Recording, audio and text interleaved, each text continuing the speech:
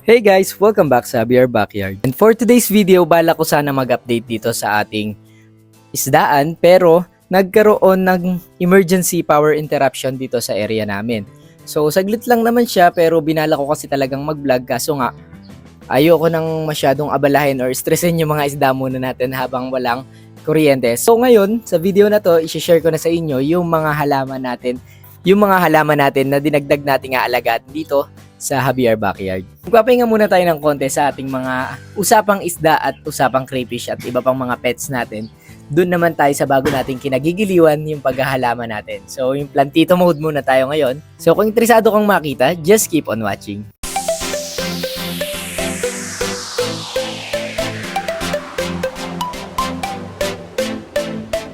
Backstory lang guys, nag-start talaga yung pagiging plantito ko nung bata pa ako. Ang hilig ko talaga mga tinatanim is yung mga halamang gulay kasi yung tatay ko ganun din. Mahilig siyang nagtatanim ng mga halamang namumunga at saka yung mga gulay na mga green leafy vegetables kagaya ng mga pechay, mustasa.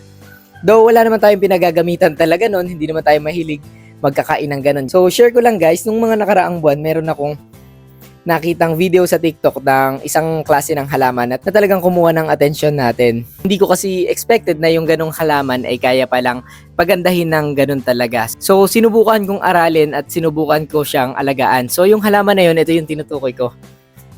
Yung mga Adenium arabicum at Adenium obesum. So yan talaga yung pumuko ng atensyon ko. Nag-start ako sa obesum, tapos gusto ko yung mga grafting hanggang sa na-discover ko yung root training ng arabicum na talagang nakakalibang nga namang gawin. Pakita ko sa inyo yung ilan nating mga halaman. So, common lang naman itong mga adenium na to. Ayan. Ito hiningi lang natin to sa lola natin. And pinutol natin yung base na root niya kasi nagkaroon ng root rot. And di ko pa chine-check kung ano na itsura niya. Tapos ito, tinrim lang natin sa gitna, tapos nagsanga siya ng tatlo. Parang, di pa siya namumulaklak hanggang ngayon. Ayan yung mga common adeniums natin na makikita nyo sa mga garden ng mga plantito or mga nanay natin. Ito naman nakuha ko to sa tatay ko. Namulaklak na. Ayan. Di ko na masyado naaalagaan and hinahayaan ko na lang siya dyan na mamulaklak kasi naglalabas yan ng mga seed pod or yung mga pods kung saan natin nakukuha yung mga buto para itanim. So dito naman meron tayong ibang klase ng adenium. Yung adenium arabicum na tinatawag. Ayan. Ito naman yung mga ginagamit kadalasan sa pagbobonsai. Ito yung mga niro-root train. Ay kung mapapansin nyo, naka-octopus root train diyan. Siguro mga 8 months na sa akin to simula nung binili ko. Maliit lang siya, medyo tumaba na siya tapos nag-octopus root na rin siya. So, hoping na mapaganda natin to kasi talagang may chance kung maalaga natin mabuti to, sobra natin silang mapapalaki. Tapos, syempre, meron din tayong tower trained na klase. Eto, kasabay lang to nung isa na una kong pinakita sa inyo. Tower trained naman to, or yung ugat nito, yung pinapahaba hanggang sa humaba yung tumangkad yung halaman. So, Adenium arabicum din yan. Sila yung mga kadalasang binobonsai at pinagaganda yung katawan. Meron din tayong mga seedlings dito na pinalalaki pa kasalukuyan. Ayan. Tapos ito guys, share ko lang sa inyo. Ito 2 plant yan na pinagdugtong natin yung katawan niya. Yung codex niya pinagdugtong natin. Kaya lang, nabali siya kaya hindi siya masyadong nagdikit kaya pumaling. Pero meron naman tayo ditong isang mas diretso. Yan guys, oh. Nagsisil na yung sugat niya. 2 halaman niya, pinagdugtong ko para mas mabilis siyang tumangkad. Tapos the rest, ayan, nagbabranches na yung ibang arabicum seedlings natin. Isa pa sa pumuko ng attention ko sa paghahalaman, yung mga monstera dahil sa malalaki nitong dahon. So meron tayong 5 klase ng monstera dito sa ating backyard. Una, itong monstera deliciosa. Ito yung, hindi ako nagkakamali, biggest leaf yata ng monstera. Sobrang laki ng dahon niya. Oh. Ganda. Nagandahan kasi ako dito tapos ang tibay pa ng buhay ng dahon niya. Kahit wala na siya sa puno niya or putol na. Ang tagal. Ito meron tayong 10 days old na dahon dito. Kababad lang sa tubig. You know. Sobrang ganda, di ba? Ganda ng yung mga butas sa dahon niya, tsaka yung hugis mismo ng dahon ng halaman na to, parang medyo Jurassic yung dating. Pangalawa sa monstera natin, meron tayo dito yung Borsi albo, yung variegated, ayan. Variegated, kaya lang ang problema dito sa isa na to, mabilis mag-brown yung mga white leaves niya or yung mga variegation niya. Sensitive siya sa sunlight, sensitive sa sobrang basa, saka sa sobrang tuyo. Basta. Tapos hindi kasi nagpo-produce ng chlorophyll tong white, kaya mabilis talaga masira, mahina yung dahon. Next monstera natin is itong Adansonii. Ayan, may monstera Adansonii, butas-butas, tas medyo rounded yung dahon niya. Tapos lumalaki din yung dahon nito, kaya lang wala pa tayong sample ng mature form. Ito naman is Monstera esqueleto. Almost same as Adansonii, kaya lang mas narrow form yung dahon niya, tapos lumalaki din to. Mas malaki to kaysa sa Adansonii yung dahon, kung di ako nagkakamali. Then another monstera. Tapos saan pa ba yung isa? Ayun, Monstera Thai Constellation.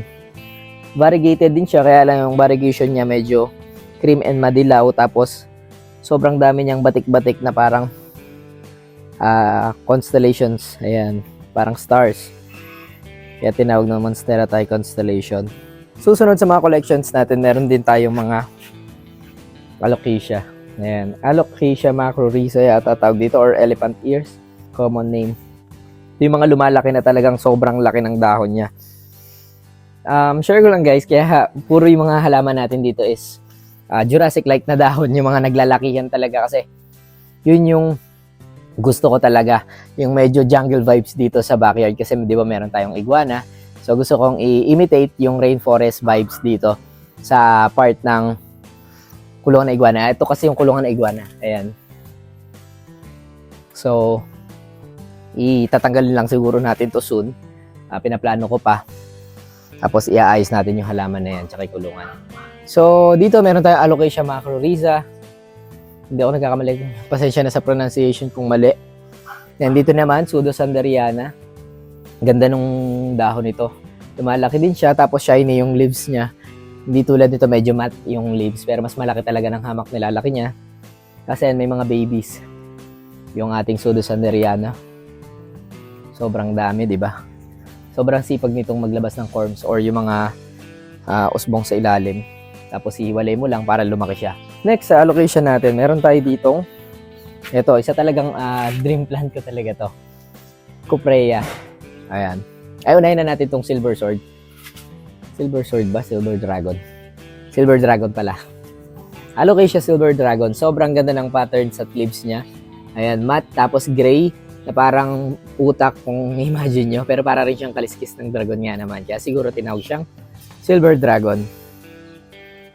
Next, yung sinasabi ko sa inyo sa ating toktik. Toktik. Ang Cuprea. So yan, sobra akong na-amaze sa ano nito, kasi ito lumalaki din yung dahon nito eh. Sobra ako nagagandahan sa kanya. Para siyang katawan ng isopod.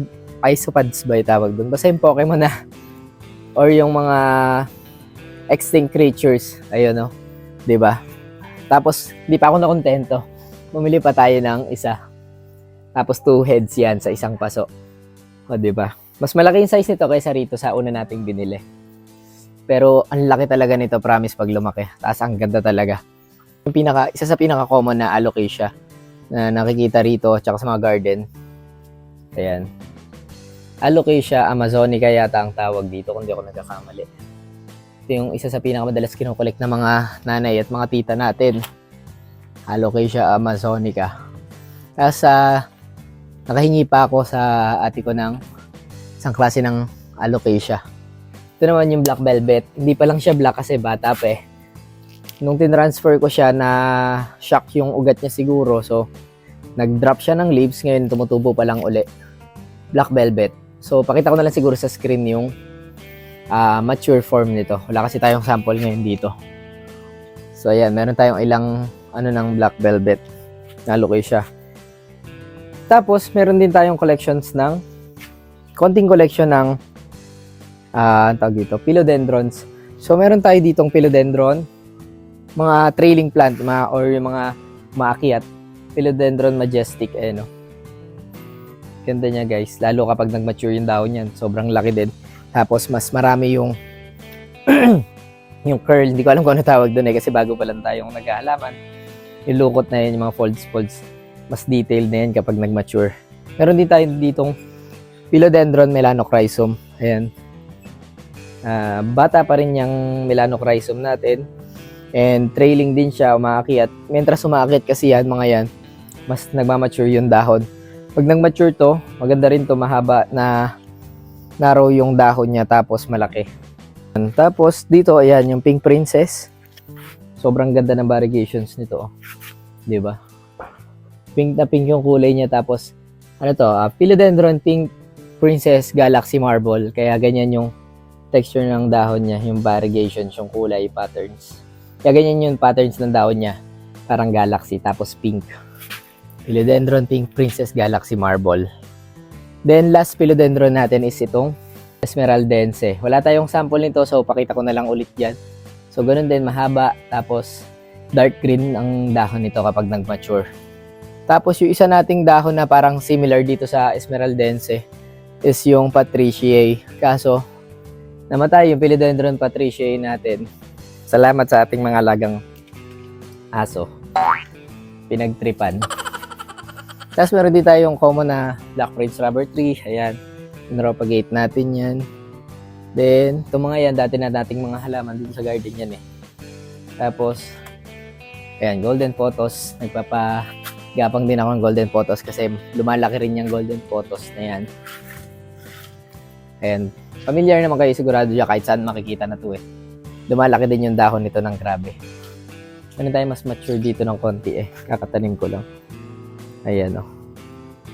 Maliit pa yan. Nailalaki pa yan. Siyempre, di mawala yung ating Caladium Thai Beauty. Ayan. Kung naalala nyo or sa post ko sa TikTok. Pink na pink yan. Kaya lang ilan na lang yung natitirang dahon. Gawa ng binunot natin yung iba dahil nag-propagate tayo. Dito sa loob ng terrace namin, sa tabi ng pinto, marami tayong photos dyan. Tapos, syempre, hindi ko alam, juvenile peace lily ba to? Feeling ko peace lily yan eh. Nakuha natin sa tatay. Kinabit ko lang sa driftwood. Tapos, Monstera Deliciosa na bata-bata pa. So, ayan. Hindi katulad nung una ko binakita, sobrang laki. So, yun lang guys. Yun pa lang naman yung mga halaman dito sa ating Javier Backyard. Maliban doon, syempre, meron tayo dito yung mga aquatic plants. Ayan. Yung mga nandyan sa tub and ref tubs natin. Tapos yung mga photos na nakakapit sa pader. Ayan. Photos. So, yun. Na-share ko lang sa inyo kasi nga walang kuryente dito sa amin. Kaya, pinakita ko na sa inyo yung mga bago nating iba-vlog dito sa Javier Backyard. More plant videos to come and kung bago ka sa channel ko, huwag mo kakalimutan mag-subscribe, like and share this video, and click the bell button para updated ka sa mga susunod nating video.